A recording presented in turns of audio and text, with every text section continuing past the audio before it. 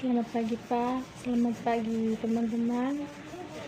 Perkenalkan, nama saya Roslina Nurtisari. Saya dari kelas 2020F.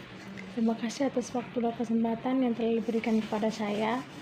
Pertama-tama, marilah kita panjatkan puji dan syukur kepada Tuhan Yang Maha Kuasa. Karena atas berkat dan perlindungannya kita bisa berkumpul kembali pada pagi hari ini dengan keadaan sehat walafiat.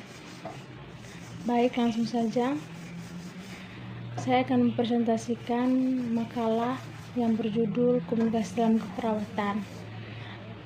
Pengertian komunikasi menurut para ahli. Yang pertama, menurut Herlon de Laswell dikutip Sanggaraha 2004. Tindakan komunikasi adalah siapa yang menyampaikan, apa yang disampaikan, kepada siapa, dan apa pengaruhnya. Yang kedua, menurut Roger dan The Lovers Kincaid, komunikasi juga dapat diartikan sebagai suatu transaksi, proses simbolik juga yang menghendaki orang-orang mengatur lingkungan dengan cara membangun hubungan antara sesama untuk dapat menghargai orang lain melalui pertukaran informasi untuk menguatkan sikap dan tingkah laku menempatkan pada situasi yang tepat. Yang ketiga, menurut Hovland, Janes, dan Kelly, komunikasi adalah proses individu mengirim stimulus yang biasanya adalah bentuk verbal untuk mengubah tingkah laku orang lain.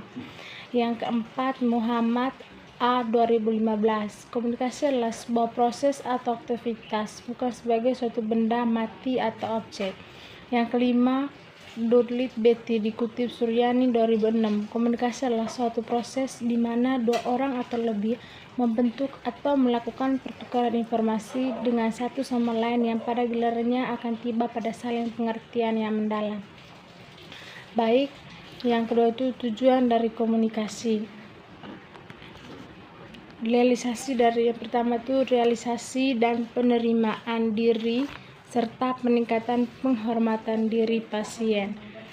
Yang kedua, pasien mampu membina hubungan interpersonal dan saling bergantung pada orang lain. Yang ketiga, meningkatkan fungsi dan kemampuan pasien untuk memuaskan kebutuhan serta mencapai tujuan yang realitas. Yang keempat, pasien memiliki rasa identitas yang jelas dan peningkatan integrasi diri. Yang kelima, membantu pasien mengurangi beban perasaan dan pikirannya.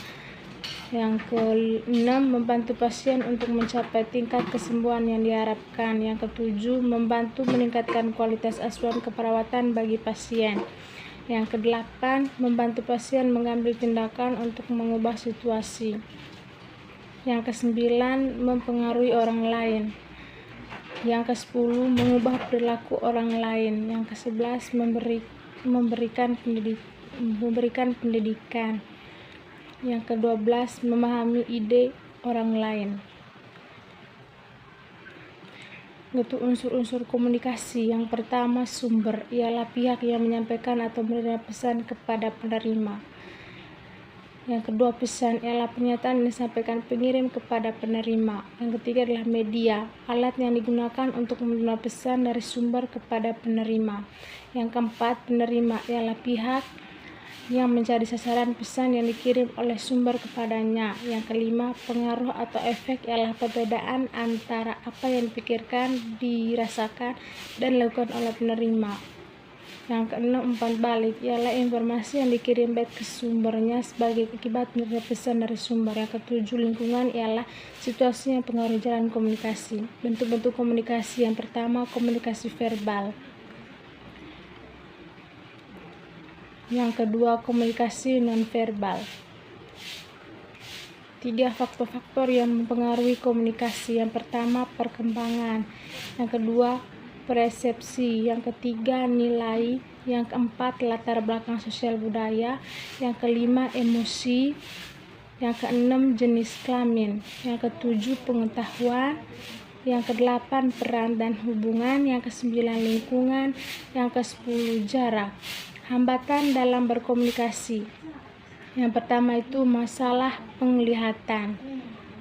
Yang kedua itu dominasi dalam pembicaraan. Yang ketiga itu mudah tersinggung. Yang keempat itu trauma masa lalu. Yang kelima, keterbatasan fisik. Yang keenam, sepele. Yang ketujuh, menyerang perawat. Yang kedelapan, stres. Yang kesembilan, mempermalukan perawat. Yang ke-10, lupa. Yang ke-11, ketidaksabaran perawat. Yang ke-12, wawasan yang kurang. Baik, terima kasih. Pada kesempatan ini, itulah makalah atau itulah hasil presentasi makalah yang saya buat. Saya mengucapkan terima kasih. Selamat pagi.